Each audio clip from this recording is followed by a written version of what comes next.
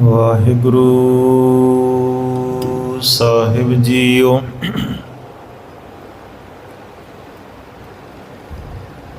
ਪ੍ਰਭ ਦਾਤਾ ਦਾਤਾਰ,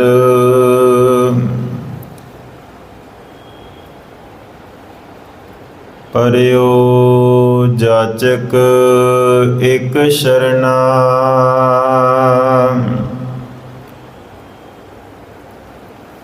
ਮਿਲੈ ਦਾਨ ਸੰਤਰੇਨ, ਜਿਹ ਲਗ ਭਉ ਜਲ ਤਰਨਾ।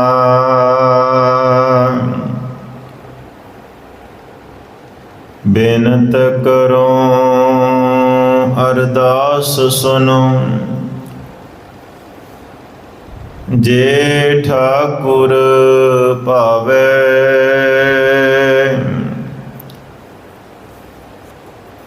ਦੇਹੋ ਦਰਸ਼ ਮਨ ਚਾਉ, ਭਗਤ ਇਹ ਮਨ ਠਹਿਰਾਵੇ।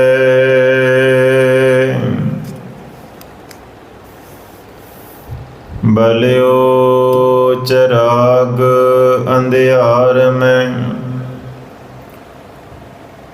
ਸਭ ਕਲ ਉਧਰੀ ਇਕ ਨਾਮ ਧਰਮ।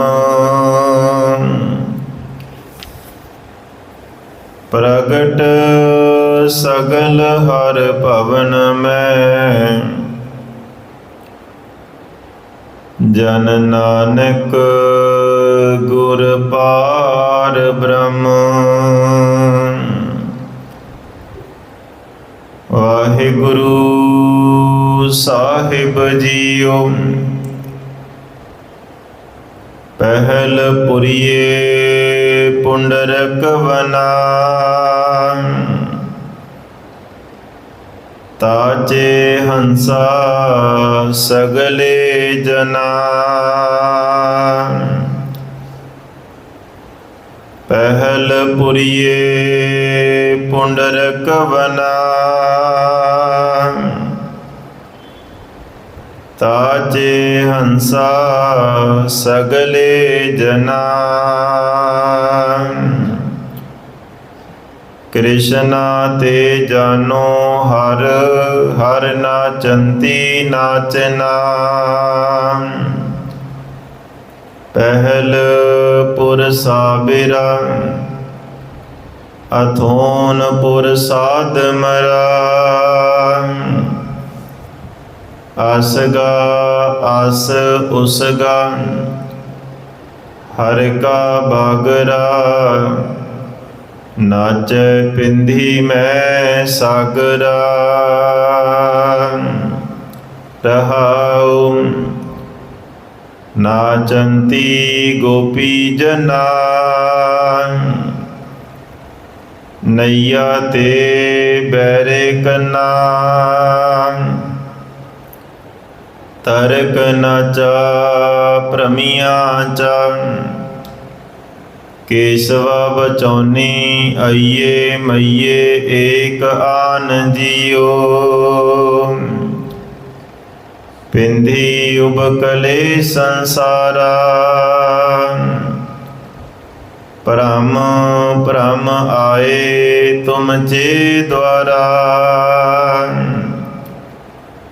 ਤੂੰ ਕੁਨ ਰੇ ਮੈਂ ਜੀ ਨਾਮਾ, ਹੋ ਜੀ ਆਲਾ ਤੇ ਨਿਵਾਰਣਾ ਜਮ ਕਰਣਾ। ਪਿੰਧੀ ਉਬਕਲੇ ਸੰਸਾਰਾ, ਭ੍ਰਮ ਭ੍ਰਮ ਆਏ ਤੁਮ ਜੇ ਦੁਆਰਾ। ਤੂੰ ਕੁਨ ਰੇ ਮੈਂ ਜੀ ਨਾਮਾ,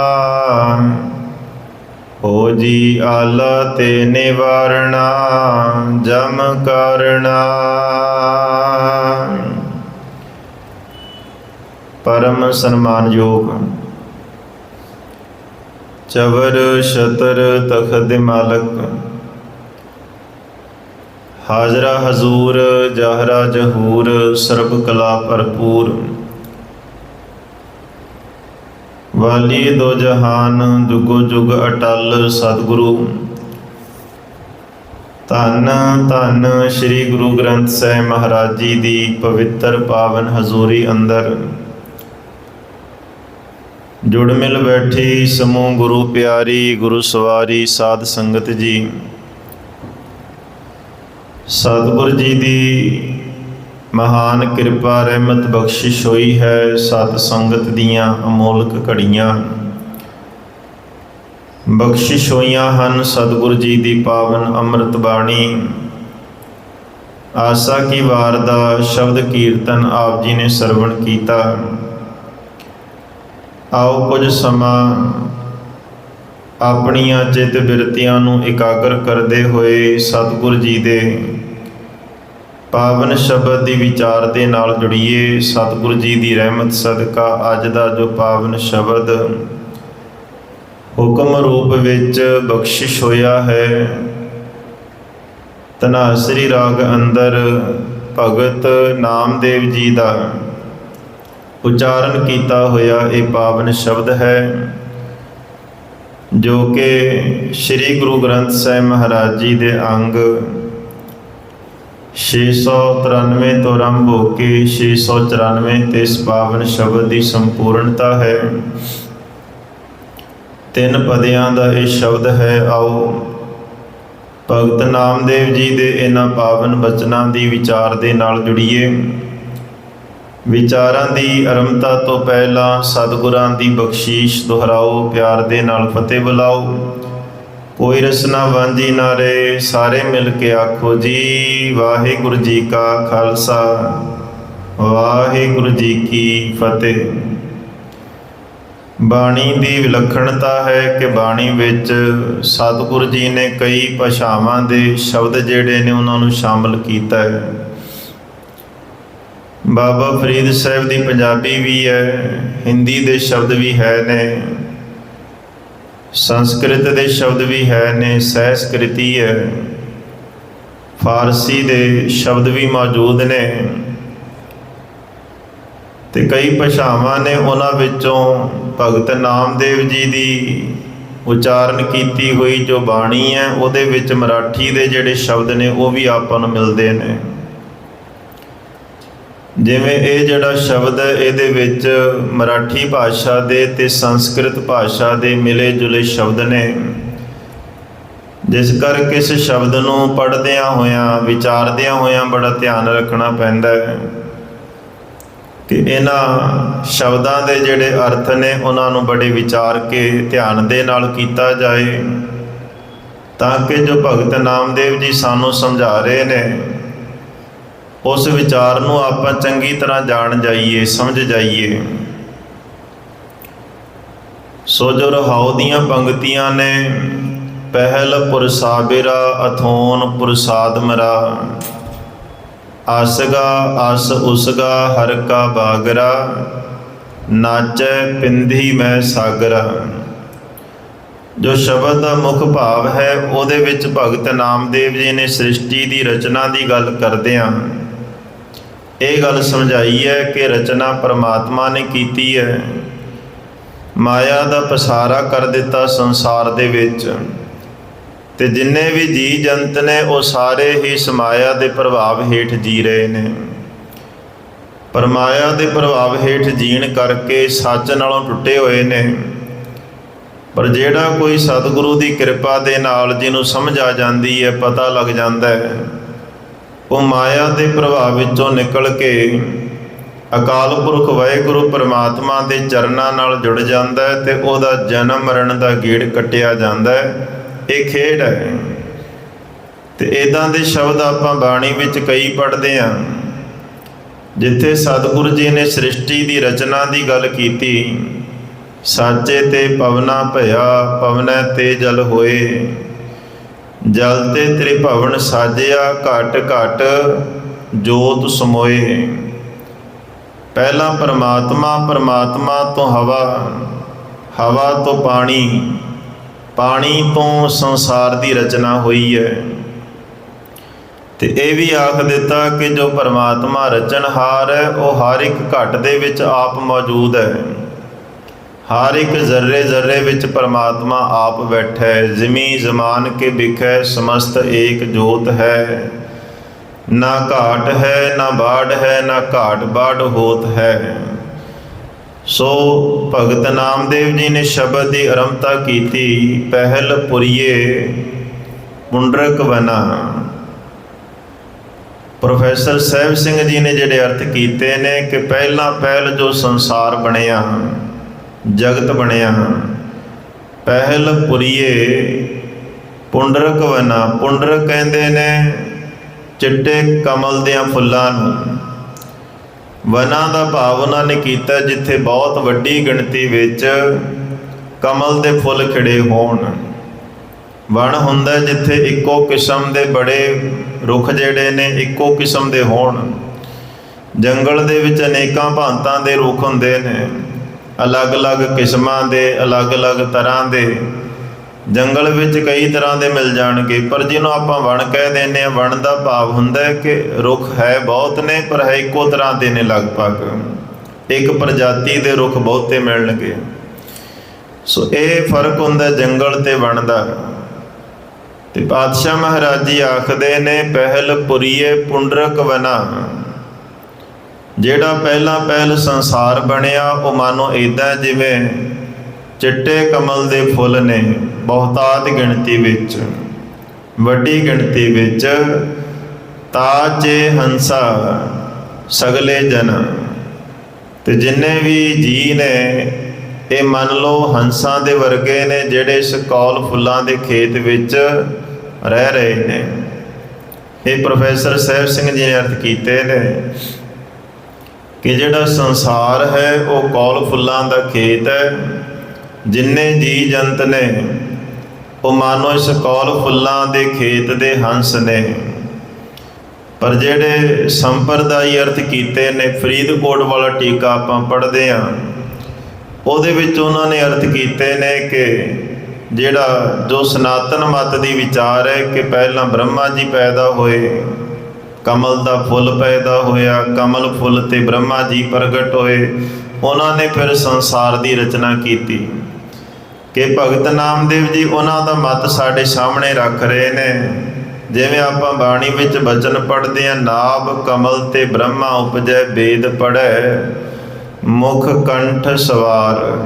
ਕਿਉਂਕਿ ਆਮ ਕਰਕੇ ਇਹ ਧਾਰਨਾ ਚੱਲਦੀ ਹੈ ਕਿ ਏਕਾ ਮਾਈ ਜੁਗਤ ਵਿਆਈ, ਤਿੰਨ ਚੇਲੇ ਪ੍ਰਵਾਨ, ਇੱਕ ਸੰਸਾਰੀ, ਇੱਕ ਭੰਡਾਰੀ, ਇੱਕ ਲਾਏ ਦੀ ਬਾਣ।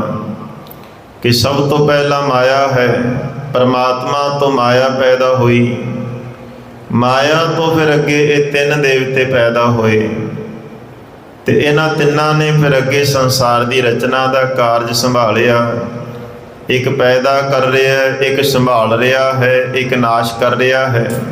ਇੱਕ ਸੰਸਾਰੀ ਪੈਦਾ ਕਰਨ ਵਾਲਾ ਸੰਸਾਰ ਨੂੰ, ਇੱਕ ਭੰਡਾਰੀ ਜੀਵਾਂ ਨੂੰ ਰਿਜ਼ਕ ਦੇਣ ਵਾਲਾ, ਇੱਕ ਲਾਏ ਦੀਵਾਨ, ਇੱਕ ਦੀਵਾਨ ਲਾ ਕੇ, ਕਚਹਿਰੀ ਲਾ ਕੇ ਜੀਵਾਂ ਦੇ ਚੰਗੇ ਮਾੜੇ ਕਰਮਾਂ ਦਾ ਹਿਸਾਬ ਕਰਦਾ ਪਿਆ। ਇੱਕ ਸੰਸਾਰੀ, ਇੱਕ ਭੰਡਾਰੀ, ਇੱਕ ਲਾਏ ਦੀਵਾਨ। ਪਰ ਪਾਤਸ਼ਾਹ ਜੀ ਨੇ ਇੱਕ ਗੱਲ ਲਾਗੂ ਕਰ ਦਿੱਤੀ ਕਿ ਜਿਵ ਤਿਸ ਭਾਵੈ ਤਿਵੈ ਚਲਾਵੈ, ਜਿਵ ਹੋਵੈ ਫਰਮਾਨ। ਜੋ ਵੀ ਹੈ ਪ੍ਰਮਾਤਮਾ ਦੇ ਹੁਕਮ ਵਿੱਚ ਹੀ ਹੈ ਨੇ ਨਹੀਂ ਹੈ ਸਾਨੂੰ ਨਹੀਂ ਪਤਾ, ਪਰ ਜੇ ਹੈ ਵੀ ਨੇ ਤੇ ਪ੍ਰਮਾਤਮਾ ਦੇ ਹੁਕਮ ਤੋਂ ਬਾਹਰ ਨਹੀਂ। ਜੋ ਕੁਝ ਵੀ ਹੈ ਪ੍ਰਮਾਤਮਾ ਦੇ ਹੁਕਮ ਅੰਦਰ ਹੈ। ਉਹ ਸਤਿਗੁਰੂ ਜੀ ਪਹਿਲੇ ਹੀ ਸਪਸ਼ਟ ਕਰ ਦਿੰਦੇ ਨੇ ਕਿ ਹੁਕਮ ਹੈ ਅੰਦਰ ਸਭ ਕੋ, ਬਾਹਰ ਹੁਕਮ ਨਾ ਕੋਏ। ਜਿੰਨੀ ਵੀ ਰਚਨਾ ਹੈ, ਬੜਾ ਕੁਝ ਪੈਦਾ ਕੀਤਾ ਪਰਮਾਤਮਾ ਨੇ। ਇਹ ਜਿਹੜੀ ਰਚਨਾ ਆਪਾਂ ਦੇਖਦੇ ਪਏ ਹਾਂ, ਕੇਵਲ ਇਸ ਧਰਤੀ ਦੀ ਗੱਲ ਨਹੀਂ, ਧਰਤੀ ਤੇ ਇਸ ਸ੍ਰਿਸ਼ਟੀ ਦਾ ਬੜਾ ਮਾਮੂਲੀ ਜਿਹਾ ਹਿੱਸਾ ਹੈ। ਧਰਤੀ ਇਸ ਬ੍ਰਹਿਮੰਡ ਦੇ ਮੁਕਾਬਲੇ ਇੰਨੀ ਵੀ ਨਹੀਂ ਹੈ ਜਿੰਨੀ ਧਰਤੀ ਦੇ ਉੱਪਰ ਇੱਕ ਰੇਤ ਦਾ ਕਿਣਕਾ ਪਿਆ ਹੈ। ਹੁਣ ਆਪਾਂ ਹਿਸਾਬ ਲਾ ਲਈਏ, ਧਰਤੀ ਦੇ ਉੱਪਰ ਇੱਕ ਰੇਤ ਦਾ ਕਿਣਕਾ ਕਿੰਨੀ ਕੁ ਵੱਡੀ ਗੱਲ ਹੈ। ਪੂਰੀ ਧਰਤੀ ਦੇ ਉੱਪਰ ਕਿੰਨੇ ਰੇਤ ਦੇ ਮਿੱਟੀ ਦੇ ਕਣ ਹੋਣਗੇ। ਇਹ ਜਿਹੜੀ ਬ੍ਰਹਿਮੰਡ ਦੀ ਰਚਨਾ ਹੈ ਇਸ ਤੋਂ ਵੀ ਵੱਡੀ ਹੈ। ਤੇ ਇਸ ਬ੍ਰਹਿਮੰਡ ਦੇ ਵਿੱਚ ਕਿੰਨੇ ਸਾਡੇ ਵਰਗੇ ਸੂਰਜ ਮੰਡਲ ਨੇ। ਸੂਰਜ ਵੀ ਤਾਰਾ ਹੀ ਇੱਕ, ਸਾਡੇ ਸਭ ਤੋਂ ਨੇੜੇ ਦਾ ਜਿਹੜਾ ਤਾਰਾ ਇਹੀ ਹੈ। ਆਪਾਂ ਇਹਨੂੰ ਸੂਰਜ ਕਹਿ ਦਿੰਦੇ ਹਾਂ, ਹੈ ਤੇ ਤਾਰਾ ਹੀ ਹੈ। ਇਸ ਤਾਰੇ ਦੇ ਆਲੇ ਦੁਆਲੇ ਕੁਝ ਗ੍ਰਹਿ ਜਿਹੜੇ ਨੇ ਚੱਕਰ ਲਾ ਰਹੇ ਨੇ। ਉਹਨਾਂ ਗ੍ਰਹਿਾਂ ਦੇ ਵਿੱਚ ਇੱਕ ਸਾਡੀ ਧਰਤੀ ਵੀ ਹੈ ਜਿਹਦੇ ਉੱਪਰ ਜੀਵਨ ਹੈ। ਬਾਕੀ ਨਾ ਜਿਹੜੇ ਸੂਰਜ ਦੇ ਨੇੜੇ ਗ੍ਰਹਿ ਨੇ ਨਾ ਉਹਨਾਂ 'ਤੇ ਕੋਈ ਜੀਵਨ ਹੈ, ਨਾ ਸੂਰਜ ਤੋਂ ਜਿਹੜੇ ਦੂਰ ਨੇ ਗ੍ਰਹਿ ਉਹਨਾਂ 'ਤੇ ਕੋਈ ਜੀਵਨ ਹੈ। ਸਾਡੀ ਧਰਤੀ 'ਤੇ ਜੀਵਨ ਹੈ ਬਸ। ਤੇ ਜਿਹੜੇ ਸਾਇੰਸਦਾਨ ਨੇ ਉਹ ਖੋਜਾਂ ਕਰਦੇ ਨੇ ਕਿ ਇੱਦਾਂ ਦੀਆਂ ਧਰਤੀਆਂ ਹੋਰ ਵੀ ਬਹੁਤ ਨੇ। ਤੇ ਜੇ ਇੱਦਾਂ ਦੀਆਂ ਧਰਤੀਆਂ ਹੈ ਨੇ ਤੇ ਲਾਜ਼ਮੀ ਹੈ ਉਹਨਾਂ ਦੇ ਉੱਪਰ ਜੀਵਨ ਵੀ ਹੋਏਗਾ, ਪਰ ਕਿਸ ਤਰੀਕੇ ਦਾ ਹੋਏਗਾ ਇਹਦੇ ਬਾਰੇ ਕੋਈ ਨਹੀਂ ਜਾਣਦਾ। ਜਿਹਨੂੰ ਜਪਜੀ ਸਾਹਿਬ ਵਿੱਚ ਗੁਰੂ ਨਾਨਕ ਪਾਤਸ਼ਾਹ ਨੇ ਕਹਿ ਦਿੱਤਾ, ਕੇਤੀਆਂ ਕਰਮ ਭੂਮੀ ਮੇਰ ਕੇਤੇ ਤੂੰ ਉਪਦੇਸ਼। ਪਾਤਸ਼ਾਹ ਜੀ ਕਹਿੰਦੇ ਪਤਾ ਨਹੀਂ ਕਿੰਨੀਆਂ ਕੁ ਧਰਤੀਆਂ ਨੇ ਜਿਹੜੀਆਂ ਕਰਮ ਭੂਮੀ ਨੇ। ਕਰਮ ਭੂਮੀ ਦਾ ਭਾਵ ਜਿਨ੍ਹਾਂ ਤੇ ਜੀਵ ਰਹਿ ਕੇ ਆਪੋ ਆਪਣੇ ਕਰਮ ਕਰਦੇ ਪਏ ਨੇ। ਸੋ ਧਰਤੀਆਂ ਵੀ ਅਨੇਕਾਂ ਨੇ, ਸੂਰਜ ਵੀ ਅਨੇਕਾਂ ਨੇ, ਚੰਦ ਵੀ ਅਨੇਕਾਂ ਨੇ, ਗ੍ਰਹਿ ਵੀ ਅਨੇਕਾਂ ਨੇ। ਇਹਨਾਂ ਦੀ ਗਿਣਤੀ ਦਾ ਕੋਈ ਅੰਦਾਜ਼ਾ ਹੀ ਨਹੀਂ ਲਾਇਆ ਜਾ ਸਕਦਾ। ਸੋ ਜੋ ਵੀ ਹੈ, ਜਿੰਨਾ ਵੀ ਪਸਾਰਾ ਪਰਮਾਤਮਾ ਦਾ ਹੈ। ਬਸ ਆਪਾਂ ਨੇ ਇੱਕ ਗੱਲ ਚੇਤੇ ਰੱਖਣੀ ਹੈ ਵੀ ਸਭ ਕੁਝ ਪਰਮਾਤਮਾ ਦੇ ਹੁਕਮ ਵਿੱਚ ਹੈ। ਅਕਾਲ ਪੁਰਖ ਵਾਹਿਗੁਰੂ ਦੇ ਹੁਕਮ ਤੋਂ ਬਾਹਰ ਕੁਝ ਵੀ ਨਹੀਂ। ਸਾਰੀ ਸ੍ਰਿਸ਼ਟੀ ਦਾ ਕਰਤਾ ਧਰਤਾ ਆਪ ਹੈ। ਉਹਨੇ ਹੋ ਸਕਦਾ ਅੱਗੇ ਬੜੇ ਕੁਝ ਜੀਵ ਸਾਜੇ ਨੇ, ਬਣਾਏ ਨੇ, ਜਿਹੜੇ ਅੱਗੇ ਬੜਾ ਕੁਝ ਬਣਾ ਰਹੇ ਨੇ। ਹੁਣ ਮਨੁੱਖ ਹੈ, ਬੰਦਾ ਬਣਾਇਆ ਤੇ ਬੰਦੇ ਨੇ ਅੱਗੇ ਕਿੰਨਾ ਕੁਝ ਬਣਾਤਾ। ਕਿੰਨਾ ਕੁਝ ਆਪਾਂ ਵੇਖਦੇ ਹਾਂ, ਕਿੰਨੀਆਂ ਬਿਲਡਿੰਗਾਂ ਨੇ, ਕਿੰਨੀ ਤਰ੍ਹਾਂ ਦੀਆਂ ਚੀਜ਼ਾਂ ਨੇ, ਕਿੰਨੇ ਤਰ੍ਹਾਂ ਦੇ ਪਦਾਰਥ ਨੇ। ਇਹ ਸਾਰਾ ਕੁਝ ਬੰਦੇ ਨੇ ਹੀ ਬਣਾਇਆ ਹੈ। ਪਰ ਬਣਾਇਆ ਕਿਵੇਂ ਹੈ? ਜੋ ਕੁਝ ਸੰਸਾਰ ਤੇ ਚੀਜ਼ਾਂ ਸੀ ਉਹਨਾਂ ਚੀਜ਼ਾਂ ਨੂੰ ਲੈ ਕੇ ਅਗਾਂਹ ਬੰਦੇ ਨੇ ਸਾਜਨਾ ਕਰ ਦਿੱਤੀ। ਪਰ ਹੈ ਸਭ ਕੁਝ ਪਰਮਾਤਮਾ ਦੇ ਹੁਕਮ ਵਿੱਚ ਹੀ। ਸੋ ਪਾਤਸ਼ਾਹ ਮਹਾਰਾਜ ਜੀ ਆਖਦੇ ਨੇ ਇਸ ਗੱਲ ਨੂੰ ਚੇਤੇ ਰੱਖਣਾ ਹੈ ਕਿ ਜਿਵ ਤਿਸ ਭਾਵੈ ਤਿਵੈ ਚਲਾਵੈ। ਜਿਵੇਂ ਪਰਮਾਤਮਾ ਨੂੰ ਭਾਉਂਦਾ ਹੈ ਪਰਮਾਤਮਾ ਉਵੇਂ ਹੀ ਚਲਾ ਰਿਹਾ ਹੈ। ਜਿਵ ਹੋਵੇ ਫਰਮਾਨ, ਜਿਵੇਂ ਪਰਮਾਤਮਾ ਦਾ ਹੁਕਮ ਹੁੰਦਾ ਹੈ ਸਾਰੇ ਉੱਦਾਂ ਹੀ ਚੱਲਦੇ ਨੇ। ਪਰ ਗੱਲ ਇਹ ਹੈ ਕਿ ਉਹ ਵੇਖੈ ਉਹਨਾਂ ਨਜ਼ਰ ਨਾ ਆਵੇ ਬਹੁਤਾ ਇਹੋ ਵਿਡਾਣ। ਹੈਰਾਨੀ ਦੀ ਗੱਲ ਇਹ ਹੈ ਵੀ ਪਰਮਾਤਮਾ ਤੇ ਵੇਖ ਰਿਹਾ ਸਾਰਿਆਂ ਨੂੰ। ਅਕਾਲ ਪੁਰਖ ਵਾਹਿਗੁਰੂ ਪਰਮਾਤਮਾ ਸਾਰਿਆਂ ਤੇ ਨਜ਼ਰ ਰੱਖਦਾ ਹੈ, ਸਾਰਿਆਂ ਨੂੰ ਵੇਖਦਾ ਪਿਆ, ਪਰ ਸਾਨੂੰ ਨਹੀਂ ਵਿਖਾਈ ਦਿੰਦਾ। ਪ੍ਰਤੱਖ ਵੀ ਹੈ। ਇਹ ਸ੍ਰਿਸ਼ਟੀ ਉਸੇ ਦਾ ਹੀ ਰੂਪ ਹੈ। ਨਿਰਗੁਣ ਆਪ ਸਰਗੁਣ ਵੀ ਉਹੀ। ਸਰਗੁਣ ਰੂਪ ਵਿੱਚ ਪਰਮਾਤਮਾ ਪ੍ਰਤੱਖ ਵੀ ਹੈ, ਨਿਰਗੁਣ ਰੂਪ ਵਿੱਚ ਉਹ ਵਿਖਾਈ ਨਹੀਂ ਦਿੰਦਾ। ਪਰਦੇ ਵਿੱਚ ਵੀ ਹੈ ਤੇ ਪਰਦੇ ਤੋਂ ਬਾਹਰ ਵੀ ਹੈ। ਬਸ ਵੇਖਣ ਵਾਲੀ ਅੱਖ ਚਾਹੀਦੀ ਹੈ। ਸਤਿਗੁਰੂ ਜੀ ਆਖਦੇ ਨੇ ਪਰਮਾਤਮਾ ਦਾ ਨਿਰਗੁਣ ਰੂਪ ਵੀ ਹੈ ਤੇ ਪਰਮਾਤਮਾ ਦਾ ਸਰਗੁਣ ਰੂਪ ਵੀ ਹੈ। ਪਰ ਹੈ ਸਭ ਕੁਝ ਅਕਾਲ ਪੁਰਖ ਵਾਹਿਗੁਰੂ ਦੇ ਹੁਕਮ ਵਿੱਚ ਹੀ ਚੱਲਦਾ ਪਿਆ। ਸਤਿਗੁਰੂ ਭਗਤ ਨਾਮਦੇਵ ਜੀ ਆਖ ਰਹੇ ਨੇ, ਪਹਿਲ ਪੁਰੀਏ ਪੁੰਡਰਕ ਵਨਾ ਤਾਚੇ ਹੰਸਾ ਸਗਲੇ ਜਨ। ਕਿਉਂਕਿ ਜੇ ਧਰਤੀ ਦੀ ਗੱਲ ਕਰੀਏ, ਧਰਤੀ ਤੇ ਮਨੁੱਖ ਵੀ ਕੁਝ ਲੱਖ ਸਾਲ ਪਹਿਲਾਂ ਹੀ ਆਇਆ ਹੈ। ਉਸ ਤੋਂ ਪਹਿਲਾਂ ਜਿਹੜੇ ਤਰ੍ਹਾਂ ਤਰ੍ਹਾਂ ਦੇ ਜੀਵ ਇਸ ਧਰਤੀ ਤੇ ਰਹਿ ਕੇ ਗਏ ਨੇ। ਜਿਹੜੇ ਡਾਇਨਾਸੌਰ ਜਿਨ੍ਹਾਂ ਦੇ ਕੰਕਾਲ ਵਗੈਰਾ ਮਿਲਦੇ ਨੇ, ਉਹਨਾਂ ਨੇ ਕਰੋੜਾਂ ਸਾਲ ਧਰਤੀ ਤੇ ਰਾਜ ਕੀਤਾ। ਕਰੋੜਾਂ ਸਾਲ ਪਹਿਲਾਂ ਇਸ ਧਰਤੀ ਤੇ ਜੀਵਨ ਪੈਦਾ ਹੋ ਗਿਆ ਸੀ। ਪਰ ਹੌਲੀ ਹੌਲੀ ਤਰ੍ਹਾਂ ਤਰ੍ਹਾਂ ਦੇ ਜੀਅ ਆਏ, ਖਤਮ ਹੁੰਦੇ ਗਏ, ਫਿਰ ਜੀਵਨ ਦੀ ਸ਼ੁਰੂਆਤ ਹੋਈ, ਫਿਰ ਖਤਮ ਹੋ ਗਿਆ। ਇੱਦਾਂ ਕਰਦਿਆਂ ਕਰਦਿਆਂ ਬੰਦਾ ਤੇ ਹੁਣ ਹੀ ਆਇਆ। ਕੁਝ ਲੱਖ ਸਾਲ ਪਹਿਲਾਂ ਹੀ ਬੰਦੇ ਦਾ ਸਮਝ ਲਓ ਧਰਤੀ ਤੇ ਜਿਹੜਾ ਸਫ਼ਰ ਹੈ ਸ਼ੁਰੂ ਹੋਇਆ ਹੈ। ਤੇ ਜਿਹੜਾ ਆਧੁਨਿਕ ਮਨੁੱਖ ਹੈ, ਜੇ ਇਹਦੀ ਗੱਲ ਕਰੀਏ ਤੇ ਕੁਝ ਹਜ਼ਾਰ ਸਾਲ ਪਹਿਲਾਂ ਦੀ ਗੱਲ ਹੈ। ਸੋ ਜੇ ਆਪਾਂ ਸਾਰਾ ਜੋੜ ਤੋੜ ਜਿਹਾ ਲਾ ਕੇ ਵੇਖੀਏ ਤੇ ਬੰਦਾ ਤੇ ਕੁਝ ਵੀ ਨਹੀਂ ਹੈ। ਜਿਹੜਾ ਸੰਸਾਰ ਤੇ ਰਹਿ ਕੇ ਆਪਣੇ ਆਪ ਨੂੰ ਸਭ ਕੁਝ ਮੰਨੀ ਬੈਠਾ ਹੈ, ਸਤਿਗੁਰੂ ਜੀ ਆਖਦੇ ਨੇ, ਭਾਈ ਤੇਰੀ ਪਾਇਆ ਤੇ ਕੁਝ ਵੀ ਨਹੀਂ। ਤੇਰੇ ਤੋਂ ਪਹਿਲਾਂ ਜਿਹੜੇ ਜੀਵ ਹੋ ਚੁੱਕੇ ਨੇ ਉਹਨਾਂ ਨੇ ਕਰੋੜਾਂ ਸਾਲ ਧਰਤੀ ਤੇ ਰਾਜ ਕੀਤਾ, ਉਹ ਵੀ ਚਲੇ ਗਏ, ਤੈਨੂੰ ਆਏ ਤਾਂ ਥੋੜਾ ਸਮਾਂ ਹੀ ਹੋਇਆ ਹਾਲੇ। ਸੋ ਇਦਾਂ ਦੀਆਂ ਜਦੋਂ ਗੱਲਾਂ ਆਪਾਂ ਪੜ੍ਹਦੇ ਹਾਂ, ਵਿਚਾਰਦੇ ਹਾਂ, ਤੇ ਫਿਰ ਜਾ ਕੇ ਆਪਾਂ ਬੰਦੇ ਦੀ ਹਸਤੀ ਬਾਰੇ ਸੋਚਦੇ ਹਾਂ, ਤੇ ਫਿਰ ਕਿਤੇ ਨਾ ਕਿਤੇ ਹਉਮੈ ਟੁੱਟਦੀ ਹੈ ਬੰਦੇ ਦੀ ਕਿ ਜਿਹੜੀ ਮੈਂ ਕਰਦੇ ਰਹਿੰਦੇ ਹਾਂ ਦਿਨ ਰਾਤ, ਇਹ ਹੈ ਕਾਹਦੇ ਕਰਕੇ? ਮਾਇਆ ਦੇ ਪ੍ਰਭਾਵ ਕਰਕੇ। ਮਾਇਆ ਦਾ ਪ੍ਰਭਾਵ ਹੋਣ ਕਰਕੇ ਬੰਦੇ ਨੂੰ ਪਰਮਾਤਮਾ ਹੀ ਭੁੱਲ ਜਾਂਦਾ ਹੈ।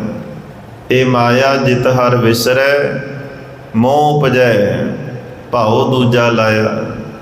ਇਹਦੇ ਅੰਦਰ ਭਾਵਨਾ ਪੈਦਾ ਹੋ ਜਾਂਦੀ ਹੈ ਕਿ ਮੈਂ ਹਾਂ, ਤੇ ਜਦੋਂ ਮੈਂ ਦੀ ਭਾਵਨਾ ਪੈਦਾ ਹੋ ਗਈ, ਫਿਰ ਮੈਂ ਜੋ ਕੁਝ ਵੇਖ ਰਿਹਾ ਹੈ, ਮੈਂ ਜੋ ਕੁਝ ਸੁਣਦਾ ਪਿਆ, ਮੈਂ ਜੋ ਕੁਝ ਕਰਦਾ ਪਿਆ, ਉਹ ਸਭ ਕੁਝ ਝੂਠ ਹੈ।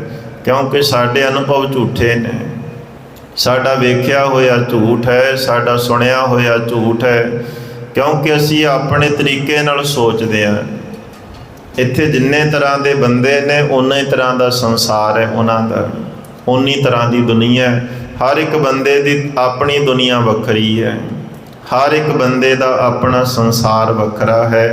ਸੋ ਇਸ ਕਰਕੇ ਕਹੀਦਾ ਹੈ ਕਿ ਹਰ ਇੱਕ ਬੰਦੇ ਦੀ ਆਪੋ ਆਪਣੀ ਸੋਚ ਹੈ। ਸਾਰਾ ਸੰਸਾਰ ਮਾਇਆ ਦੀ ਖੇਡ ਵਿੱਚ ਤਾਂ ਕਿਹਾ ਜਾਂਦਾ ਹੈ ਕਿਉਂਕਿ ਸਾਰੇ ਜਿਹੜੇ ਜੀਅ ਨੇ ਜੋ ਕੁਝ ਮਹਿਸੂਸ ਕਰਦੇ ਨੇ, ਜੋ ਕੁਝ ਮੰਨਦੇ ਨੇ, ਜੋ ਵੇਖਦੇ ਉਹਨਾਂ ਲੱਗਦਾ ਵੀ ਇਹੀ ਸੱਚ ਹੈ। ਜਦ ਕਿ ਜਿਹੜਾ ਉਹਦੇ ਨਾਲ ਹੀ ਬੰਦਾ ਬੈਠਾ ਹੈ, ਉਹਦੇ ਵਾਂਗ ਹੀ ਸਭ ਕੁਝ ਵੇਖ ਰਿਹਾ, ਸੁਣਦਾ ਪਿਆ, ਉਹਦੇ ਲਈ ਚੀਜ਼ਾਂ ਵੱਖਰੀਆਂ ਨੇ ਸਾਰੀਆਂ। ਸਾਡੇ ਕੋਲ ਇੱਕ ਜਾਨਵਰ ਬੈਠਾ, ਕੁੱਤਾ ਬੈਠਾ ਹੈ। ਜੋ ਕੁਝ ਅਸੀਂ ਨਹੀਂ ਸੁਣ ਸਕਦੇ, ਕੁੱਤਾ ਸੁਣ ਸਕਦਾ ਹੈ। ਬੜੀਆਂ ਇੱਦਾਂ ਦੀਆਂ ਆਵਾਜ਼ਾਂ ਨੇ ਸਾਨੂੰ ਸੁਣਾਈ ਨਹੀਂ ਦਿੰਦੀਆਂ, ਸਾਡੇ ਕੰਨ ਇੱਦਾਂ ਦੇ ਨੇ। ਬੜੀਆਂ ਆਵਾਜ਼ਾਂ ਸਾਨੂੰ ਨਹੀਂ ਸੁਣਦੀਆਂ, ਕੁੱਤੇ ਨੂੰ ਸੁਣ ਜਾਂਦੀਆਂ ਨੇ। ਬੜਾ ਕੁਝ ਇੱਦਾਂ ਦਾ ਅਸੀਂ ਨਹੀਂ ਵੇਖ ਸਕਦੇ। ਨਿੱਕੇ ਨਿੱਕੇ ਕੀੜੇ ਨੇ, ਉਹ ਵੇਖ ਲੈਂਦੇ ਨੇ।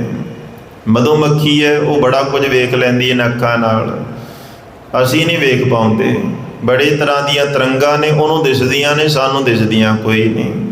ਸੋ ਇਸ ਕਰਕੇ ਆਪਾਂ ਇਹ ਨਹੀਂ ਕਹਿ ਸਕਦੇ ਵੀ ਮੇਰਾ ਵੇਖਿਆ ਹੋਇਆ ਸੱਚ ਹੈ। ਸਤਿਗੁਰੂ ਕਹਿੰਦੇ ਤੇਰੀਆਂ ਅੱਖਾਂ ਦੀ ਇੱਕ ਸੀਮਾ ਵੇਖਣ ਦੀ, ਉਸ ਤੋਂ ਅੱਗੇ ਨਹੀਂ ਜਾ ਸਕਦੀਆਂ। ਇਸ ਕਰਕੇ ਤੂੰ ਇਹ ਨਾ ਕਹਿ ਵੀ ਮੇਰਾ ਵੇਖਿਆ ਹੋਇਆ ਸੱਚ। ਜਦੋਂ ਬੰਦਾ ਆਪਣੇ ਅਨੁਭਵ ਨੂੰ ਸੱਚ ਮੰਨਣ ਲੱਗ ਪੈਂਦਾ, ਬਸ ਇਹੀ ਮਾਇਆ ਹੈ। ਜਦੋਂ ਆਪਣੇ ਕਹੇ ਹੋਏ ਨੂੰ, ਸੁਣੇ ਹੋਏ ਨੂੰ, ਕੀਤੇ ਹੋਏ ਨੂੰ ਸੱਚ ਮੰਨਦਾ, ਇਸੇ ਨੂੰ ਮਾਇਆ ਦਾ ਰੂਪ ਕਿਹਾ। ਇਸੇ ਨੂੰ ਕਿਹਾ ਵੀ ਭਰਮ ਵਿੱਚ ਜੀਵ ਭੁੱਲੇ ਹੋਏ ਨੇ। ਤੀਨ ਛੰਦ ਖੇਲ ਆਛੈ। ਸਾਰਾ ਜਿਹੜਾ ਸੰਸਾਰ ਹੈ ਮਾਇਆ ਦੇ 3 ਗੁਣਾਂ ਵਿੱਚ ਖੇਡਦਾ ਪਿਆ। ਸੋ ਭਗਤ ਨਾਮਦੇਵ ਜੀ ਕਹਿ ਰਹੇ ਨੇ, ਕ੍ਰਿਸ਼ਨਾ ਤੇ ਜਾਨੋ ਹਰ ਹਰ ਨਾਚੰਤੀ ਨਾਚਨਾ। ਕ੍ਰਿਸ਼ਨਾ ਦਾ ਭਾਵ ਇੱਥੇ ਭਗਵਾਨ ਸ਼੍ਰੀ ਕ੍ਰਿਸ਼ਨ ਨਹੀਂ, ਕ੍ਰਿਸ਼ਨ ਦਾ ਭਾਵ ਕਾਲਾ ਹੁੰਦਾ। ਵੈਸੇ ਕਾਲਕ, ਕ੍ਰਿਸ਼ਨ ਜੀ ਦਾ ਰੰਗ ਕਾਲਾ ਸੀ, ਇਸ ਕਰਕੇ ਉਹਨਾਂ ਦਾ ਨਾਮ ਕ੍ਰਿਸ਼ਨ ਰੱਖਿਆ ਗਿਆ। ਕ੍ਰਿਸ਼ਨ ਦਾ ਭਾਵ ਹੁੰਦਾ ਕਾਲਾ, ਕਾਲਕ। ਤੇ ਕਾਲਕ ਕਿਹਾ ਪਾਤਸ਼ਾਹ ਨੇ ਮਾਇਆ ਨੂੰ। ਕ੍ਰਿਸ਼ਨਾ ਤੇ ਜਾਨੋ ਹਰ ਹਰ ਨਚੰਤੀ ਨਾਚਨਾ। ਇਹ ਜਿੰਨੀ ਵੀ ਖੇਡ ਹੈ ਸਤਿਗੁਰੂ ਕਹਿੰਦੇ ਮਾਇਆ ਦੀ ਪ੍ਰੇਰਨਾ ਕਰਕੇ ਹੈ। ਮਾਇਆ ਕਿਹਦੀ ਹੈ? ਪਰਮਾਤਮਾ ਦੀ। ਮਾਇਆ ਦੀ ਰਚੀ ਹੋਈ, ਪਰਮਾਤਮਾ ਦੀ ਰਚੀ ਹੋਈ ਮਾਇਆ ਦੀ ਇਹ ਸਾਰੀ ਦੀ ਸਾਰੀ ਖੇਡ ਹੈ। ਤੇ ਜਿੰਨੀ ਵੀ ਰਚਨਾ ਹੈ ਮਾਇਆ ਦੀ ਪ੍ਰੇਰੀ ਹੋਈ ਨਾਚ ਕਰਦੀ ਪਈ ਹੈ। ਜਿਵੇਂ ਮਾਇਆ ਨਚਾ ਰਹੀ ਹੈ ਉਦਾਂ ਹੀ ਜੀਵ ਨੱਚਦੇ ਪਏ ਨੇ। ਤੇ ਖੇਡ ਕੀ ਹੈ ਵੀ ਇਹਦੇ ਪ੍ਰਭਾਵ ਵਿੱਚੋਂ ਬਾਹਰ ਨਿਕਲਣਾ ਹੈ। ਜਿਹੜੇ ਗੁਰਸਿੱਖ ਨੇ, ਭਾਈ ਗੁਰਦਾਸ ਜੀ ਆਖਦੇ ਨੇ, ਗੁਰਸਿੱਖ ਜੋਗੀ ਜਾਗਦੇ ਮਾਇਆ ਅੰਦਰ ਕਰਨ ਉਦਾਸੀ।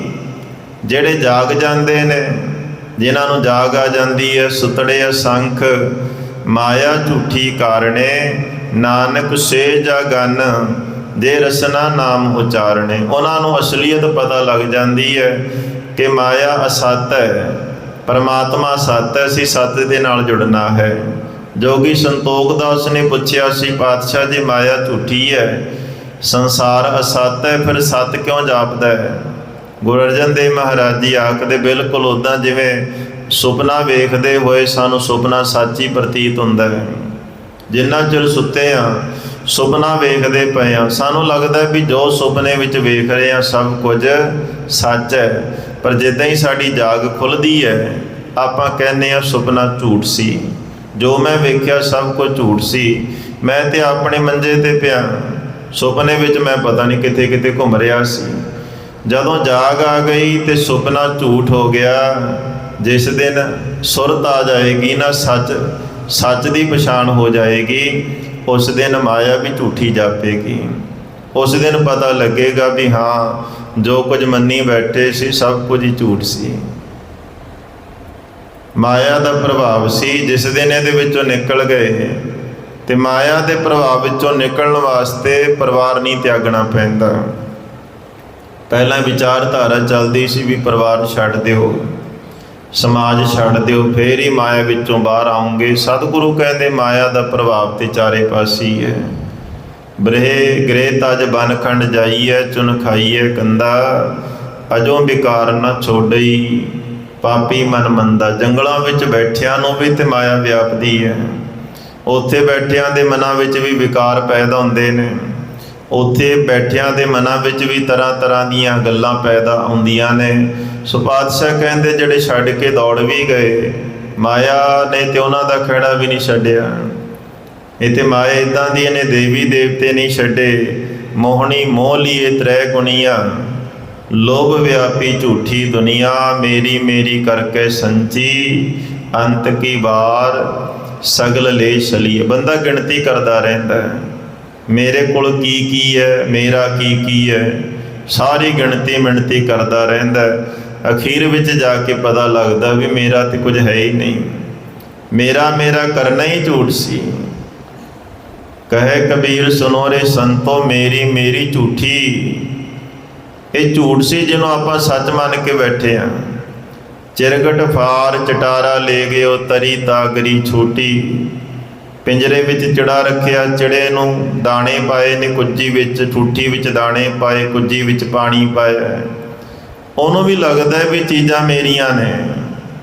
ਕਬੀਰ ਜੀ ਆਖਦੇ ਨੇ ਇੱਕ ਬਿੱਲਾ ਆਇਆ, ਚਿੜੇ ਨੂੰ ਫੜ ਕੇ ਲੈ ਗਿਆ। ਚਿਰਗਟ ਫਾਰ ਚਟਾਰਾ ਲੈ ਗਿਓ, ਤਰੀ ਤਾਗਰੀ ਛੋਟੀ। ਉਹ ਕੁੱਜੀ ਵੀ ਉੱਥੇ ਪਈ ਹੈ, ਠੂਠੀ ਵੀ ਉੱਥੇ ਪਈ ਹੈ। ਸਤਿਗੁਰੂ ਕਹਿੰਦੇ ਇੱਕ ਦਿਨ ਮੌਤ ਆਉਂਦੀ ਹੈ, ਲੈ ਜਾਂਦੀ ਹੈ।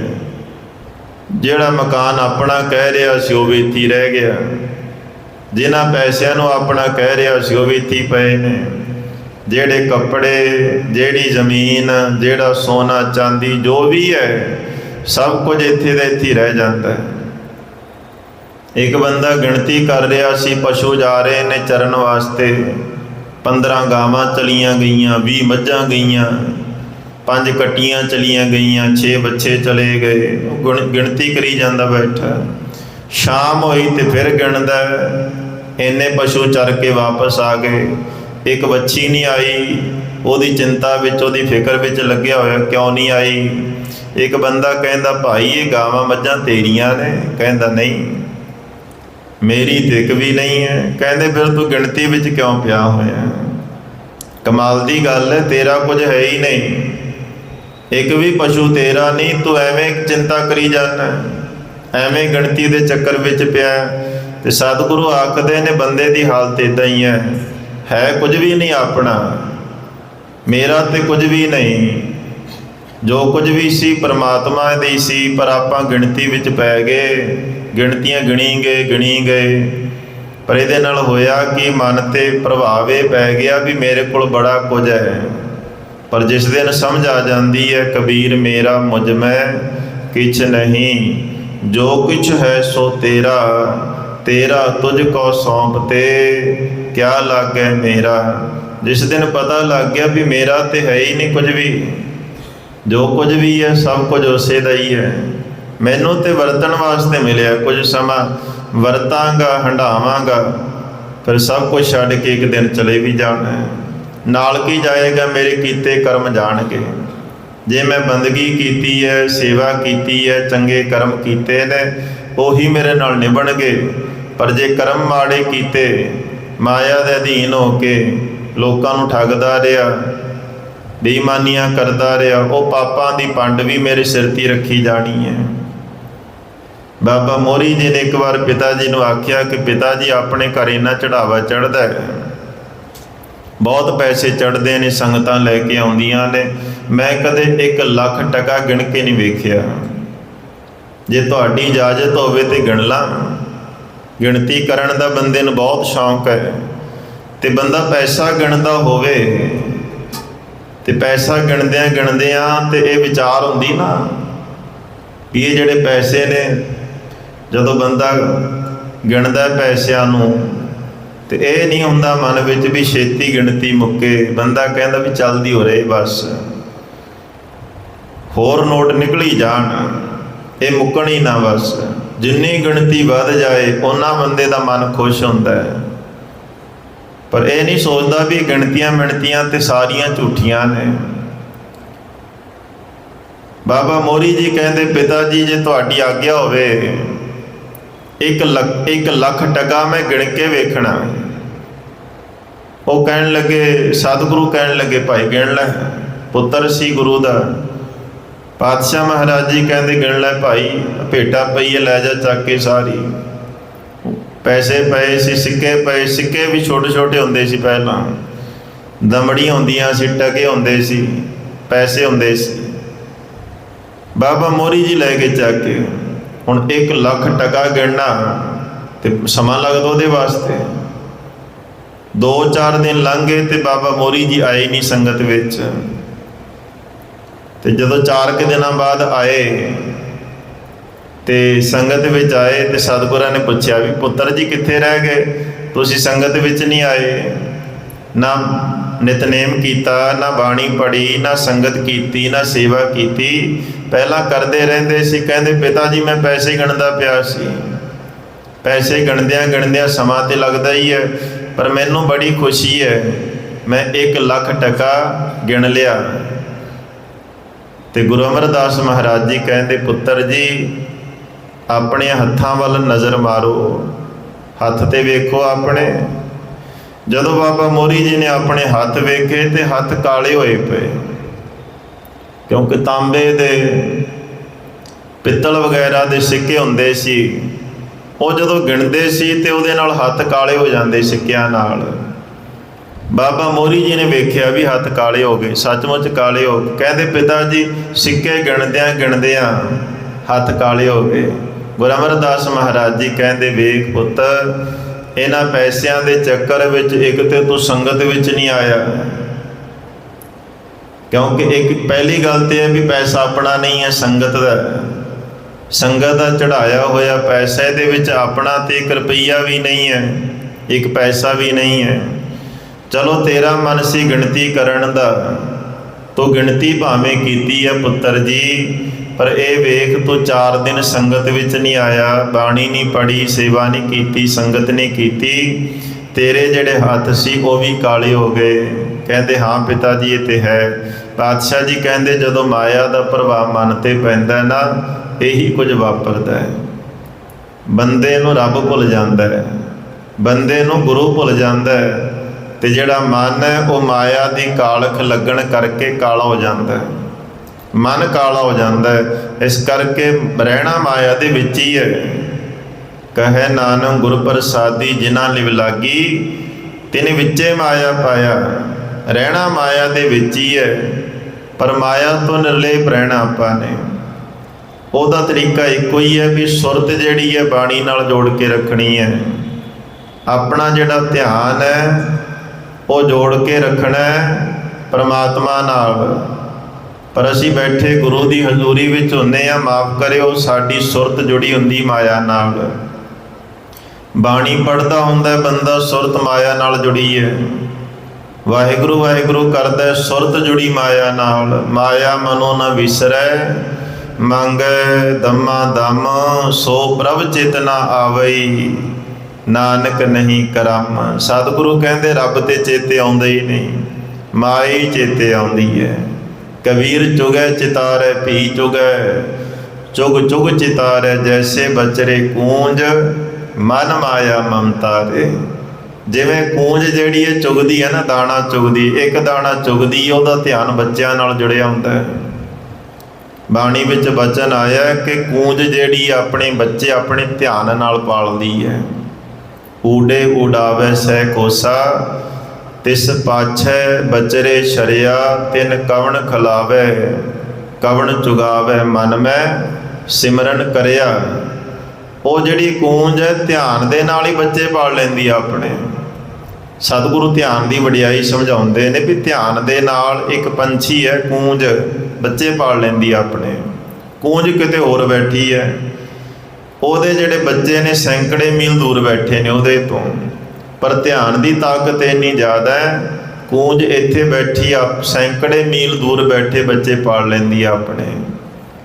ਮਨ ਮੈਂ ਸਿਮਰਨ ਕਰਿਆ, ਕੇਵਲ ਕਾਹਦੇ ਕਰਕੇ? ਉਹਦੇ ਮਨ ਦੇ ਵਿੱਚ ਉਹਦੇ ਬੱਚਿਆਂ ਦਾ ਧਿਆਨ ਸਦਾ ਲੱਗਿਆ ਰਹਿੰਦਾ, ਭੁੱਲਦਾ ਹੀ ਨਹੀਂ ਉਹਨੂੰ, ਉਹਨੂੰ ਬੱਚੇ ਯਾਦ ਆਉਂਦੇ ਨੇ। ਕਬੀਰ ਚੁਗੈ ਚਿਤਾਰੈ ਭੀ ਚੁਗੈ, ਚੁਗ ਚੁਗ ਚਿਤਾਰੈ। ਉਹ ਜਿਵੇਂ ਆਪਣੇ ਬੱਚਿਆਂ ਨੂੰ ਚਿਤਾਰਦੀ ਰਹਿੰਦੀ ਹਰ ਸਮੇਂ, ਚੋਗਾ ਵੀ ਚੁਗਦੀ ਹੈ, ਦਾਣੇ ਵੀ ਖਾਂਦੀ ਹੈ, ਦਾਣੇ ਇੱਥੇ ਖਾ ਰਹੀ ਹੈ, ਬੱਚਿਆਂ ਦਾ ਪੇਟ ਉੱਥੇ ਭਰਦਾ ਪਿਆ। ਇਹ ਧਿਆਨ ਦੀ ਤਾਕਤ ਹੈ। ਪਰ ਸਤਿਗੁਰੂ ਕਹਿੰਦੇ ਜਿਵੇਂ ਕੂੰਜ ਦੇ ਮਨ ਵਿੱਚ ਬੱਚਿਆਂ ਦਾ ਧਿਆਨ ਰਹਿੰਦਾ ਹੈ, ਬੰਦਿਆ ਤੇਰੇ ਮਨ ਵਿੱਚ ਮਾਇਆ ਦਾ ਧਿਆਨ ਰਹਿੰਦਾ ਹੈ। ਜੈਸੇ ਬਚਰੇ ਕੂੰਜ ਮਨ ਮਾਇਆ ਮਮਤਾਰੇ, ਮਨ ਮਾਇਆ ਦੀ ਮਮਤਾ ਵਿੱਚ ਫਸਿਆ ਹੋਇਆ ਹੈ। ਸੋ ਖੇਡ ਇਹੀ ਹੈ ਕਿ ਭਾਈ ਆਪਾਂ ਗੁਰੂ ਦੀ ਬਾਣੀ ਪੜ੍ਹਨੀ ਤਾਂ ਹੈ ਤਾਂ ਕਿ ਮਾਇਆ ਦੇ ਵਿੱਚੋਂ ਸਾਡਾ ਜਿਹੜਾ ਮਨ ਹੈ ਨਿਕਲ ਕੇ ਸੱਚ ਦੇ ਨਾਲ ਜੁੜ ਸਕੇ। ਸਤ ਕੇਵਲ ਪਰਮੇਸ਼ਰ ਹੈ, ਪਰਮਾਤਮਾ ਹੈ। ਆਪਾਂ ਸੱਚ ਦੇ ਨਾਲ ਜੁੜਨਾ ਹੈ। ਬਸ ਜਿਸ ਦਿਨ ਸੱਚ ਨਾਲ ਜੁੜ ਗਏ ਰਵਾਂਗੇ ਤੇ ਸੰਸਾਰ ਵਿੱਚ ਹੀ, ਇਹ ਨਹੀਂ ਸਭ ਕੁਝ ਛੱਡ ਦਿਆਂਗੇ, ਉਦੋਂ ਵੀ ਸੰਸਾਰ ਵਿੱਚ ਹੀ ਰਹਿਣਾ। ਕਿਰਤ ਵੀ ਕਰਾਂਗੇ, ਆਪਣੀ ਕੰਮ ਧੰਦੇ ਵੀ ਕਰਾਂਗੇ, ਸਭ ਕੁਝ ਕਰਦਿਆਂ ਹੋਇਆਂ ਵੀ ਫਿਰ ਮਾਇਆ ਦੀ ਜਿਹੜੀ ਨੀਂਦ ਹੈ ਉਹ ਨਹੀਂ ਵਿਆਪੇਗੀ।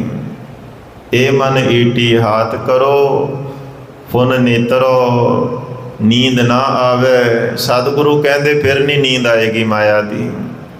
ਜਦੋਂ ਮਨ ਕਾਬੂ 'ਚ ਆ ਗਿਆ, ਮਨ ਨੇ ਨਾਮ ਜਪਣਾ ਸ਼ੁਰੂ ਕਰ ਦਿੱਤਾ, ਫਿਰ ਮਾਇਆ ਦੀ ਨੀਂਦ ਨਹੀਂ ਵਿਆਪੇਗੀ। ਰਸਨਾ ਨਾਮ ਜਪੋ ਤਬ ਮਥੀਐ, ਇਨ ਬਿਦ ਅੰਮ੍ਰਿਤ ਪਾਵੋ। ਸੋ ਪਾਤਸ਼ਾਹ ਜੀ ਆਖਦੇ ਨੇ ਖੇਡ ਹੈ ਸਾਰੀ, ਅਕਾਲ ਪੁਰਖ ਵਾਹਿਗੁਰੂ ਪ੍ਰਮਾਤਮਾ ਨੇ ਸਾਰੀ ਸਿਰਜਣਾ ਕੀਤੀ ਹੈ। ਪਹਿਲ ਪੁਰਸਾਬਿਰਾ, ਪਹਿਲਾ ਪਹਿਲ ਜੋ ਪ੍ਰਮਾਤਮਾ ਆਪ ਹੈ। ਪਰਮਾਤਮਾ ਆਪ ਹੀ ਪ੍ਰਗਟ ਹੋਇਆ ਹੈ, ਸਹਿ ਭੰਗ ਹੈ, ਆਪਣੇ ਆਪ ਤੋਂ ਹੈ, ਸਵੈ ਤੋਂ ਹੈ। ਉਹਨੂੰ ਬਣਾਉਣ ਵਾਲਾ ਕੋਈ ਨਹੀਂ, ਉਹਨੂੰ ਪੈਦਾ ਕਰਨ ਵਾਲਾ ਕੋਈ ਨਹੀਂ। ਕਦੋਂ ਤੋਂ ਹੈ ਪਰਮਾਤਮਾ ਕੋਈ ਨਹੀਂ ਦੱਸ ਸਕਦਾ। ਉਹ ਕਿਵੇਂ ਪੈਦਾ ਹੋਇਆ, ਕਦੋਂ ਦਾ ਜਨਮ ਹੋਇਆ, ਕੋਈ ਨਹੀਂ ਕਹਿ ਸਕਦਾ। ਇਸ ਕਰਕੇ ਸਤਿਗੁਰੂ ਕਹਿੰਦੇ ਪਰਮਾਤਮਾ ਸਦਾ ਤੋਂ ਹੈ। ਪ੍ਰਥਮੇ ਮਾਖਣ ਪਾਛੈ ਦੂਧ, ਇਹ ਹੈਰਾਨ ਕਰਨ ਵਾਲੀ ਖੇਡ ਹੈ। ਮੱਖਣ ਕੀ ਹੈ? ਤੱਤ।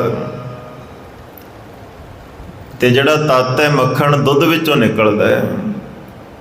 ਪਰ ਸਤਿਗੁਰੂ ਕਹਿੰਦੇ ਪਹਿਲਾਂ ਮੱਖਣ ਹੈ, ਮੱਖਣ ਤੋਂ ਬਾਅਦ ਵਿੱਚ ਦੁੱਧ ਹੈ। ਇਹ ਕਿਵੇਂ ਹੋ ਸਕਦਾ ਹੈ ਕਿ ਤੱਤ ਪਹਿਲਾਂ ਹੋਵੇ, ਜਿਸ ਚੀਜ਼ ਵਿੱਚੋਂ ਤੱਤ ਨਿਕਲਦਾ ਉਹ ਬਾਅਦ ਵਿੱਚ ਹੋਵੇ? ਇੱਥੇ ਅਰਥ ਕੀਤੇ ਨੇ ਕਿ ਜਿਹੜਾ ਤੱਤ ਰੂਪ ਪਰਮਾਤਮਾ ਪਹਿਲਾਂ ਹੈ ਤੇ ਤੱਤ ਨੇ ਬਾਅਦ ਵਿੱਚ ਇਹ ਸੰਸਾਰ ਪੈਦਾ ਕੀਤਾ, ਇਹ ਸ੍ਰਿਸ਼ਟੀ ਬਣਾਈ ਪਰਮਾਤਮਾ ਨੇ। ਪ੍ਰਥਮੇ ਮਾਖਣ ਪਾਛੈ ਦੂਧ, ਮੈਲੋ ਕੀਨੋ ਸਾਬਨ ਸੂਦ। ਮੈਲ ਤੋਂ ਪਰਮਾਤਮਾ ਨੇ ਸ਼ੁੱਧ, ਜਿਵੇਂ ਸਾਬਣ ਹੁੰਦਾ ਮੈਲ ਕੱਟਣ ਵਾਲਾ, ਉਹ ਬਣਾਤਾ। ਜਿਹੜਾ ਖੂਨ ਹੈ, ਪ੍ਰੋਫੈਸਰ ਸਾਹਿਬ ਸਿੰਘ ਜੀ ਨੇ ਅਰਥ ਕੀਤੇ ਨੇ, ਜਿਹੜਾ ਖੂਨ ਹੈ, ਖੂਨ ਤੋਂ ਦੁੱਧ ਬਣਦਾ ਹੈ। ਜਿਹੜਾ ਖੂਨ ਸੀ ਉਹੀ ਬਾਅਦ ਵਿੱਚ ਦੁੱਧ ਬਣਦਾ, ਚਾਹੇ ਪਸ਼ੂ ਹੈ ਚਾਹੇ ਇਨਸਾਨ ਹੈ। ਮੈਲੋ ਕੀਨੋ ਸਾਬਨ ਸੂਦ, ਭੈ ਤੇ ਨਿਰਭਉ ਡਰਤਾ ਫਿਰੈ। ਜਿਹੜਾ ਨਿਰਭਉ ਹੈ ਭੈ ਤੋਂ ਡਰਦਾ ਫਿਰਦਾ ਹੈ। ਭਾਵ ਕੀ ਹੈ? ਜਿਹੜੀ ਜੀਵ ਆਤਮਾ ਨਿਰਭਉ ਪਰਮਾਤਮਾ ਦੀ ਅੰਸ਼ ਹੈ, ਇਹ ਡਰਦੀ ਫਿਰਦੀ ਹੈ ਕਾਹਦੇ ਤੋਂ? ਮਾਇਆ ਤੋਂ। ਹੁੰਦੀ ਕਉ ਅਣਹੋਂਦੀ ਹਿਰੈ, ਜਿਹੜੀ ਅਣਹੋਂਦੀ ਮਾਇਆ ਅਸਤ ਹੈ, ਜੀਵ ਆਤਮਾ ਜੋ ਸੱਤ ਹੈ ਇਹਨੂੰ ਭਜਾਈ ਫਿਰਦੀ ਹੈ। ਪਰਮਾਤਮਾ ਦੀ ਖੇਡ ਇਦਾਂ ਦੀ ਉਲਟਾ ਕੰਮ ਚੱਲਦਾ ਪਿਆ। ਮਾਇਆ ਸੱਤ ਹੈ, ਜੀਵ ਆਤਮਾ ਸੱਤ ਹੈ, ਪਰ ਇਹ ਜਿਹੜੀ ਮਾਇਆ ਹੈ ਇਹ ਸਾਨੂੰ ਭਜਾਈ ਫਿਰਦੀ ਹੈ, ਮਗਰ ਮਗਰ ਲਾਈ ਫਿਰਦੀ ਹੈ। ਸਾਡੇ ਮਨ ਵਿੱਚ ਇਹਨੇ ਕਈ ਪ੍ਰਕਾਰ ਦੇ ਡਰ ਪੈਦਾ ਕੀਤੇ ਹੋਏ ਨੇ, ਪਰ ਜਦੋਂ ਬੰਦੇ ਨੂੰ ਸਮਝ ਆ ਜਾਂਦੀ ਵੀ ਮੈਂ ਕਿਉਂ ਡਰਦਾ ਪਿਆ, ਮੇਰੇ ਤੋਂ ਇਹਨੂੰ ਡਰਨਾ ਚਾਹੀਦਾ ਕਿਉਂਕਿ ਮੈਂ ਉੱਪਰ ਹਾਂ, ਇਹ ਥੱਲੇ ਹੈ। ਮੇਰੀ ਵਡਿਆਈ ਉੱਪਰ ਹੈ, ਪਰਮਾਤਮਾ ਦਾ ਅੰਸ਼ ਹਾਂ ਮੈਂ। ਮਾਇਆ ਤੇ ਸੇਵਾ ਕਰਨ ਵਾਸਤੇ ਬਣਾਈ ਹੈ ਪਰਮਾਤਮਾ ਨੇ, ਮੈਂ ਕਿਉਂ ਡਰਦਾ ਇਹਦੇ ਤੋਂ। ਇੱਦਾਂ ਜਿਵੇਂ ਜਿਹੜਾ ਨੌਕਰ ਹੈ ਮਾਲਕ ਤੇ ਹੁਕਮ ਚਲਾਉਣਾ ਸ਼ੁਰੂ ਕਰ ਦੇ ਤੇ ਮਾਲਕ ਵੀ ਡਰਦਾ ਮਾਰਾ ਹੁਕਮ ਮੰਨਣ ਲੱਗ ਪਏ, ਕਿੱਡੀ ਅਜੀਬ ਖੇਡ ਹੋਏਗੀ। ਜਿਹੜਾ ਨੌਕਰ ਸੀ ਮਾਲਕ ਤੇ ਹੁਕਮ ਚਲਾ ਰਿਹਾ। ਬਸ ਇਹੀ ਹੋ ਰਿਹਾ ਕਿ ਜਿਹੜੀ ਮਾਇਆ ਹੈ ਜੀਵ ਨੂੰ ਭਜਾਈ ਫਿਰਦੀ ਹੈ। ਪਾਤਸ਼ਾਹ ਮਹਾਰਾਜ ਜੀ ਕਹਿੰਦੇ ਜਿਸ ਦਿਨ ਅਸਲੀਅਤ ਪਤਾ ਲੱਗ ਗਈ ਨਾ, ਉਸ ਦਿਨ ਫਿਰ ਜਿਹੜੀ ਮਾਇਆ ਹੈ ਦਾਸੀ ਬਣ ਕੇ, ਮਾਇਆ ਦਾਸੀ ਭਗਤਾਂ ਕੀ ਕਾਰ ਕਮਾਵੇ, ਚਰਣੀ ਲਾਗੇ ਤਾਂ ਮਹਿਲ ਪਾਵੇ। ਫਿਰ ਇਹ ਚਰਨਾਂ ਦੇ ਨਾਲ ਆ ਕੇ ਜੁੜ ਜਾਂਦੀ ਹੈ। ਇਹਦੀ ਅਸਲੀ ਜਿਹੜੀ ਥਾਂ ਹੈ ਪੈਰਾਂ ਵਿੱਚ ਹੀ ਹੈ, ਸੇਵਾ ਕਰਨ ਵਾਸਤੇ ਹੈ। ਪਰ ਬੰਦਾ ਇਹਨੂੰ ਕੁਝ ਹੋਰ ਹੀ ਮੰਨ ਕੇ ਬਹਿ ਜਾਂਦਾ ਹੈ। ਬੰਦੇ ਨੇ ਇਹਨੂੰ ਮਾਲਕ ਬਣਾਤਾ, ਆਪ ਇਹਦਾ ਨੌਕਰ ਬਣ ਗਿਆ। ਫਿਰ ਇਹ ਮਾਇਆ ਦਾ ਨੌਕਰ ਬਣ ਕੇ ਲਾਹੇ ਕਾਰਨ ਆਇਆ ਜੱਗ, ਹੋਏ ਮਜੂਰ ਗਿਆ ਠਗਾਏ ਠੱਗ। ਮਾਇਆ ਹੱਥੋਂ ਠੱਗਿਆ ਤਾਂ ਗਿਆ, ਮਾਇਆ ਨੇ ਇਹਨੂੰ ਆਪਣਾ ਮਜ਼ਦੂਰ ਬਣਾ ਲਿਆ। ਇਹ ਮਾਲਕ ਸੀ ਪਰ ਮਾਇਆ ਦਾ ਮਜ਼ਦੂਰ ਬਣ ਗਿਆ, ਦਿਹਾੜੀਦਾਰ ਬਣ ਗਿਆ। ਮਾਇਆ ਕਹਿੰਦੀ ਇਹ ਕੰਮ ਕਰੇਂਗਾ ਇੰਨੀ ਦਿਹਾੜੀ ਦੇਵਾਂਗੀ ਤੈਨੂੰ। ਇੱਦਾਂ ਹੀ ਹੈ ਜਿਵੇਂ ਨੌਕਰ ਮਾਲਕ ਨੂੰ ਕਹੇ ਵੀ ਤੂੰ ਆਹ ਕੰਮ ਕਰ ਤੈਨੂੰ ਇੰਨੀ ਦਿਹਾੜੀ ਦੇਵਾਂਗਾ। ਹੈ ਮਾਲਕ ਦਾ ਸਭ ਕੁਝ, ਪਰ ਮਾਇਆ ਕਹਿ ਰਹੀ ਹੈ ਮੈਂ ਤੈਨੂੰ ਦਿਹਾੜੀ ਦੇਵਾਂਗੀ, ਮੈਂ ਤੈਨੂੰ ਸੁੱਖ ਦੇਵਾਂਗੀ, ਮੇਰੇ ਲਈ ਆਹ ਕੰਮ ਕਰ। ਤੇ ਜੀਵ ਕਰਦਾ ਵੀ ਹੈ। ਇਹਦੇ ਚੱਕਰ ਵਿੱਚ ਪਿਆ ਹੋਇਆ ਬੜੇ ਮਾੜੇ ਕੰਮ ਲੋਕ ਕਰਦੇ ਨੇ। ਇਹ ਭੁੱਲ ਜਾਂਦੇ ਨੇ ਕਿ ਇਹਦੇ ਪੱਲੇ ਸੁੱਖ ਨਹੀਂ, ਸੁੱਖ ਤੇ ਸਾਡੇ ਕੋਲ ਹੀ ਹੈ, ਪਹਿਲਾਂ ਤੋਂ ਮੌਜੂਦ ਹੈ। ਸਾਡੇ ਕੋਲ ਨਾਮ ਦੇ ਭੰਡਾਰੇ ਭਰੇ ਪਏ ਨੇ, ਅੰਮ੍ਰਿਤ ਦੇ ਖਜ਼ਾਨੇ ਭਰੇ ਪਏ ਨੇ। ਮਾਇਆ ਸਾਨੂੰ ਕੀ ਦੇ ਸਕਦੀ ਹੈ? ਪਰ ਕਿਉਂਕਿ ਆਪਣੇ ਆਪ ਬਾਰੇ ਭਰਮ ਹੋਣ ਕਰਕੇ, ਪਤਾ ਨਾ ਹੋਣ ਕਰਕੇ ਜੀਵ ਭੁੱਲਿਆ ਰਹਿੰਦਾ ਹੈ। ਸੋ ਸਾਰੀ ਖੇਡ ਇਹੀ ਹੈ। ਪਾਤਸ਼ਾਹ ਕਹਿੰਦੇ ਪਹਿਲ ਪੁਰ ਸਾਬਿਰਾ ਅਥੋਨ ਪੁਰ ਸਾਧਮਰਾ, ਅਸਗਾ ਅਸ ਉਸਗਾ ਹਰ ਕਾ ਬਾਗਰਾ, ਨਾਚੈ ਪਿੰਧੀ ਮੈਂ ਸਾਗਰ। ਇਹ ਸੰਸਾਰ ਦਾ ਸੋਹਣਾ ਬਾਗ ਬਣਿਆ ਜਿਹਦੇ ਵਿੱਚ ਜੀਵ ਜਿਹੜੇ ਨੇ ਮਾਇਆ ਦੇ ਪ੍ਰਭਾਵ ਹੇਠ ਨੱਚ ਰਹੇ ਨੇ। ਨਾਚੰਤੀ ਗੋਪੀ ਜਨਾ ਨਈਆ ਤੇ ਬੈਰੇ ਕੰਨਾ। ਸਾਰੇ ਨੱਚ ਰਹੇ ਇਸਤਰੀਆਂ ਮਰਦ ਮਾਇਆ ਦੇ ਪ੍ਰਭਾਵ ਹੇਠ। ਪਰ ਮਾਇਆ ਦੇ ਪ੍ਰਭਾਵ ਹੇਠ ਹੁੰਦਿਆਂ ਵੀ ਸਾਰਿਆਂ ਦੇ ਅੰਦਰ ਪਰਮਾਤਮਾ ਆਪ ਬੈਠਾ ਹੈ। ਜੋਤ ਤੇ ਪਰਮਾਤਮਾ ਦੀ ਹੈ। ਤਰਕ ਨਾ ਚਾ ਭਰਮੀਆਂ ਚਾ ਕੇਸ਼ਵਾ ਬਚਾਉਣੀ, ਅਈਏ ਮਈਏ ਏਕ ਆਨ ਜੀਓ। ਸਤਿਗੁਰੂ ਕਹਿੰਦੇ ਇਹਦੇ ਵਿੱਚ ਭਰਮ ਨਾ ਕਰ। ਬੇਸ਼ੱਕ ਜੀਵ ਮਾਇਆ ਦੇ ਪ੍ਰਭਾਵ ਥੱਲੇ ਹੈ, ਪਰ ਅਸਲੀਅਤ ਇਹੀ ਹੈ ਵੀ ਇਹ ਆਪ ਪਰਮਾਤਮਾ ਦਾ ਰੂਪ ਹੈ। ਇਹਦੇ ਉੱਪਰ ਕੋਈ ਤਰਕ ਨਹੀਂ ਕੀਤਾ ਜਾ ਸਕਦਾ, ਕੋਈ ਭਰਮ ਨਹੀਂ ਕੀਤਾ ਜਾ ਸਕਦਾ। ਪਿੰਦੀ ਉਬ ਕਲੇ ਸੰਸਾਰਾ, ਭਰਮ ਭਰਮ ਆਏ ਤੁਮਚੇ ਦੁਆਰਾ। ਪਰ ਜਿਨ੍ਹਾਂ ਨੂੰ ਅਸਲੀਅਤ ਪਤਾ ਲੱਗ ਜਾਂਦੀ ਫਿਰ ਉਹ ਸੱਚ ਦੇ ਖੋਜੀ ਬਣ ਜਾਂਦੇ ਨੇ। ਇਹ ਇੱਦਾਂ ਦੇ ਕਿਸੇ ਨੂੰ ਖੋਜ ਲਈਏ ਜਿਹੜਾ ਸਾਨੂੰ ਦੁਬਾਰਾ ਤੋਂ ਮਾਲਕ ਬਣਾ ਦੇ, ਦੁਬਾਰਾ ਤੋਂ ਸਾਡੀ ਜਿਹੜੀ ਪੋਜੀਸ਼ਨ ਸੀ ਉੱਥੇ ਲਿਆ ਕੇ ਖੜਾ ਕਰ ਦੇ। ਭਗਤ ਨਾਮਦੇਵ ਜੀ ਕਹਿੰਦੇ ਭਟਕ ਭਟਕ ਕੇ ਮੈਂ ਪਰਮਾਤਮਾ ਦੇ ਦਰ ਤੇ ਪਹੁੰਚਿਆ। ਤੂੰ ਕੁਨ ਰੇ ਮੈਂ ਜੀ ਨਾਮਾ, ਹੋ ਜੀ ਆਲਾ ਤੇ ਨਿਵਾਰਣਾ ਜਮ ਕਾਰਣਾ। ਪਰਮਾਤਮਾ ਪੁੱਛਦਾ ਤੂੰ ਕੌਣ ਹੈ? ਭਗਤ ਨਾਮਦੇਵ ਜੀ ਕਹਿੰਦੇ ਜੀ ਮੈਂ ਨਾਮਾ ਹਾਂ, ਮੈਂ ਨਾਮਦੇਵ ਹਾਂ। ਕਾਹਦੇ ਲਈ ਆਇਆ? ਕਹਿੰਦੇ ਜੀ ਮੈਂ ਤੁਹਾਡੇ ਚਰਨਾਂ ਵਿੱਚ ਆਇਆ ਕਿ ਕਿਰਪਾ ਕਰਕੇ ਮੈਨੂੰ ਮਾਇਆ ਦੇ ਪ੍ਰਭਾਵ ਤੋਂ ਬਚਾ ਲਓ। ਇਹਦੇ ਪ੍ਰਭਾਵ ਕਰਕੇ ਮੈਂ ਬੜਾ ਦੁਖੀ ਹਾਂ।